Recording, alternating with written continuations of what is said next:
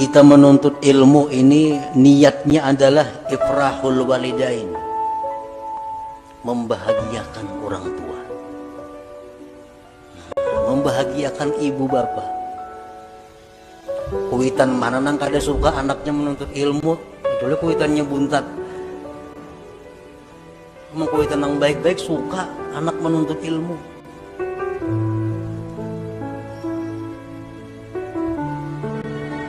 Rasulullah SAW bersabda, Innar rajula la yasurru bi salahi waladihi fi qabrih. Ujar Nabi kita, seseorang itu gembira di dalam kubur karena kesalihan anaknya. Mama abah sudah meninggal, kita menuntut ilmu dipadahkan malaikat. Tuh anak kita merahakan menuntut ilmu, suka saja dalam kubur. Rasulullah SAW bersabda, Innar rajula la yasurru bi salahi waladihi fi qabrih. Ujar Nabi kita, seseorang itu gembira di dalam kubur karena kesalihan anaknya. Mama abah sudah meninggal, kita menuntut ilmu dipadahkan malaikat ke dalam kubur. Tuh anak kita merahakan menuntut ilmu, suka sih di dalam kubur, gembira dalam kubur karena anaknya menuntut ilmu. Nah, jadi niat kita menuntut ilmu apa? Ifrahul walidain, menyenangkan orang tua. Artinya pahala berbakti kita dapat, pahala berbakti kepada orang tua. Kasihan orang-orang yang besi anak ahli maksiat. Kasihan orang-orang yang besi anak minum arak, judi dalam kubur. Itu anak kita utun. Itu anak ikam dianu melakukan maksiat.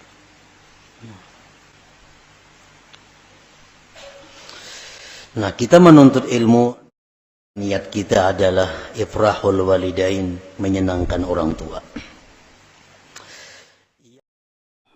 Yang kelima, kita niatkan dalam menuntut ilmu itu ifrahul walidain, menyenangkan orang tua, menggembirakan orang tua. Mun ada orang tua nang kada gembira anaknya nuntut ilmu, orang tua kada pintar itu ngarannya. Nah, ifrahul walidain, kita niatkan menyenangkan hati orang tua, terutama nang sudah wafat. Rasulullah bersabda, Innar rajul la yasurru bi salahi waladihi fi qabri. Seseorang dalam kubur itu sangat gembira melihat anaknya itu berbuat kebaikan. Sangat gembira. Yang keenam, kita menuntut ilmu tujuannya apalagi? Ifrahun Nabi sallallahu alaihi wasallam, menyenangkan Nabi kita.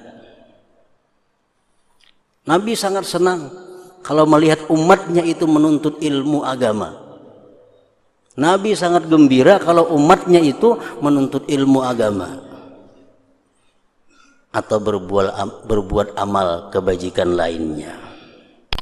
Nah, yang ketujuh, ifrahul aqarib minal amwat, menggembirakan keluarga-keluarga yang sudah matian. Rasul bersabda, Inna a'malakum tu'radu ala aqaribikum wa asyairikum minal amwat fa in kana khaira istabsyaru. Ujar Nabi, amal perbuatan kalian itu ditampayakan lawang kula-kula ikam nang dikubur itu nah. Amun amal ikam baik, sukaan mereka. Sepupu kita, marina kita, kamanakan kita dalam kubur, kalau melihat amal kita ini baik, gembira mereka. Nah, jadi kita menuntut ilmu tujuannya salah satunya adalah menyenangkan keluarga-keluarga yang sudah wafat. Yang kedelapan, orang menuntut ilmu tujuannya talabur rahmah wal maghfirah, menuntut ampunan dari Allah, menuntut rahmah dari Allah. Kenapa turun ke pengajian? Tujuannya supaya hapus dosa-dosa. Dapat turun ke pengajian supaya hilang dosa-dosa, diampuni Allah. Karena Sayyidina Umar pernah berkata, innar rajul la yakhruju min manzilihi wa alaihi minadz dzunub mislu jibali tihamah fa idza sami'a al-'alima khaba wastarja'a an dzunubihi wa ansarafa ila manzilihi wa ma alaihi dzunub. Seseorang itu keluar dari rumahnya, berangkat dari rumahnya penuh dengan dosa-dosa seperti gunung-gunung yang ada di Tihamah. Manakala dia mendengar orang ceramah, mendengar si alim menyampaikan hadis-hadis Nabi tentang dosa, tentang macam-macam, dia sedih. Dia sedih.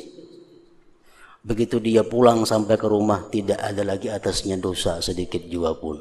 Nah, itu orang yang hadir di majelis ilmu. Yang ke-9, tujuan ke majelis ilmu adalah al-khuruj fi sabilillah, berangkat sabilillah. Orang yang menuntut ilmu, andai kata dia mati, mati syahid. Matinya mati syahid. Karena orang yang berangkat menuntut ilmu itu sama dengan berangkat fi sabilillah. Jadi tujuanku menuntut ilmu ini adalah berangkat di jalan Allah. Man kharaja fi talabil ilm fahuwa fi sabilillah hatta yarji'a. Ujar Nabi kita, siapa yang berangkat ke majelis ilmu, dia itu ngarannya berangkat di jalan Allah fi sabilillah sampai dia kembali. Nah, yang ke-10, tujuan kita ke majelis ilmu itu apa? Istima'u kalamillah wa kalami rasulih sallallahu alaihi wasallam wal auliya wal ulama.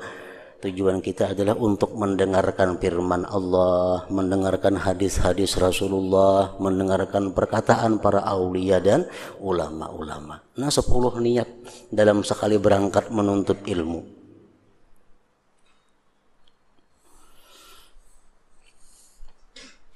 Nah, jadi kiaskanlah dengannya setinggal perbuatan taat dan mubah, karena tidak ada daripada ketaatan melainkan ia memungkinkan niat yang banyak. Setiap kali ada taat itu pasti kawan niat yang banyak.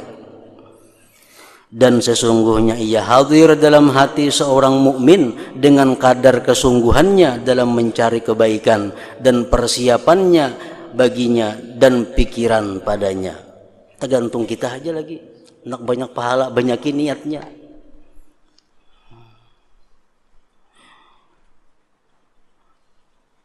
Maka dengan inilah amal perbuatan bersih dan kebaikan-kebaikan berlipat ganda. Niat menuntut ilmu adalah izalatul jahli, membuangi kejahilan, membuangi kebuduhan yang ada dalam diri.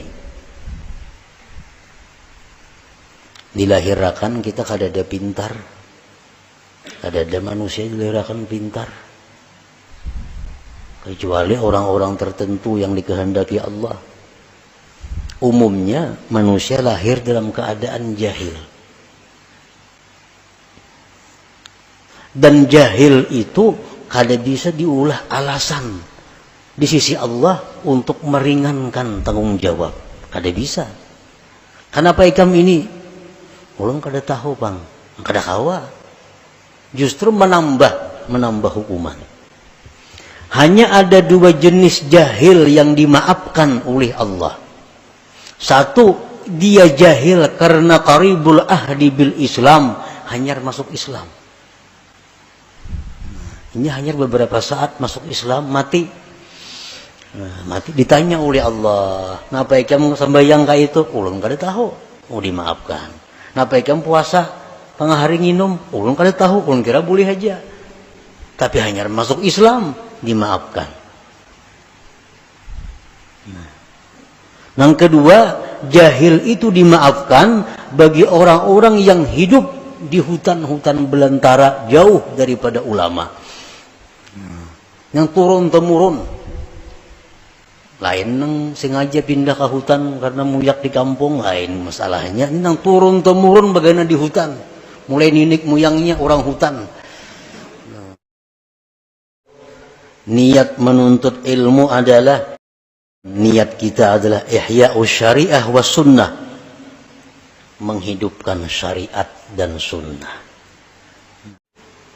Rasulullah bersabda, man ahya sunnati faqad ahabbani wa man ahabbani kana ma'i fil jannah. Siapa-siapa yang menghidupkan sunnahku, berarti dia cinta kepadaku. Siapa cinta kepadaku, maka dia bersama aku di dalam surga. Nah, sajaku turun menuntut ilmu untuk menghidupkan syariat dan sunnah Rasulullah sallallahu alaihi wasallam. Orang yang dibukakan Allah hatinya untuk menuntut ilmu, itu alamat dia husnul khatimah. Alamat husnul khatimah. Hatinya ketujuh nangari pengajian ilmu agama, ketujuh datang ke tempat pengajian agama. Tandanya orang ini bakal husnul khatimah, tandanya bakal orang ini penghuni surga. Dan Allah Subhanahu wa taala memberikan anugerah futuh, anugerah keterbukaan hati menuntut ilmu ini kada semua orang diberi Allah.